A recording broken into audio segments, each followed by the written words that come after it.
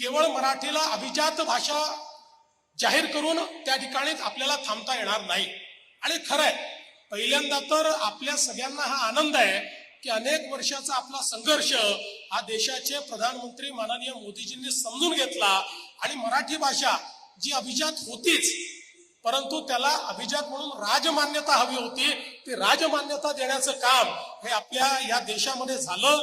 आता एक काम झालंय, आता दुसरं काम आपलं बाकी आहे।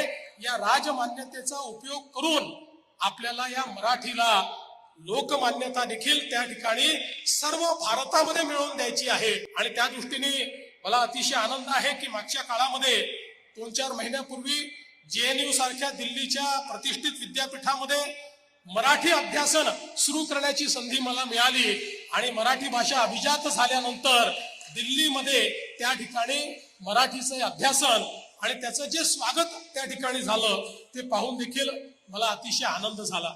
खर तर एक मुद्दा सातत्याने या ठिकाणी येतोय की भाषा सक्तीची कुठली। मी या राज्याचा मुख्यमंत्री म्हणून सांगतो, महाराष्ट्रामध्ये फक्त आणि फक्त मराठी सक्तीची, इतर कुठली भाषा सक्तीची नाही, फक्त आणि फक्त मराठी सक्तीची।